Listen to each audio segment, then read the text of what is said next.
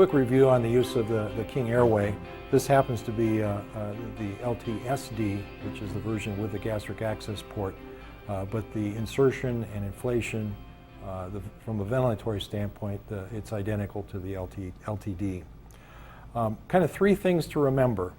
The first challenge may be in getting the tube around the corner, the tip around the corner in the posterior pharynx.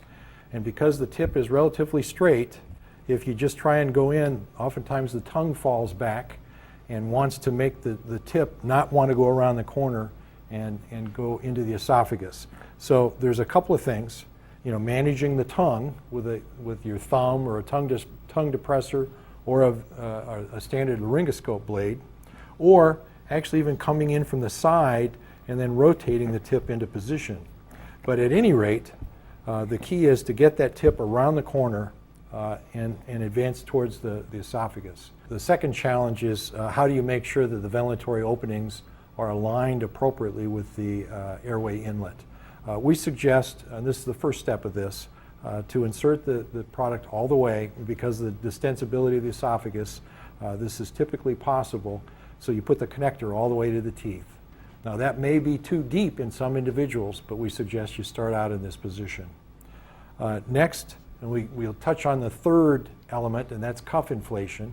To inflate both cuffs with a single line, it's going to take 60 to 70 cc's, a little more in big patients, a little less in small patients. Both the distal cuff and the proximal cuff are inflated with one balloon. And I point this out because if you are only using 20 or 30 cc's, which might be appropriate for an LMA, it's not going to be good enough for the King Airway. Next, as you try and see if you've got an airway or not, in this case you can see I do. But if I didn't, because the tube was too deep, I would merely back this up until I actually got a good airway, and that way I know that those ventilatory openings are appropriately aligned with the ventilatory inlet. At this point, you can make sure that the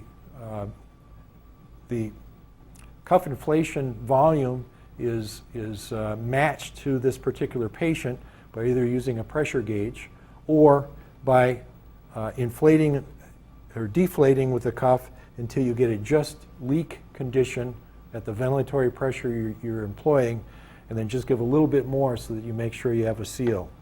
Now, one of the things I like to demonstrate with this device is you can actually hook up to the pressure port of this pediatric resuscitator bag, and with the cuff pressure gauge, illustrate that you can actually get extremely high ventilatory pressures.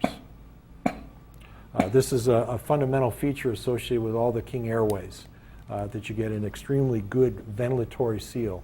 And this is a reflection of the seal in the esophagus, so it prevents air from getting into the stomach, and also prevents air from coming out the mouth past the proximal cuff. So those two cuffs are above and below the opening of the airway and sealing it off. And for further safety, you can actually use the gastric access port to put up to an 18-French gastric tube down into the stomach and evacuate the stomach contents.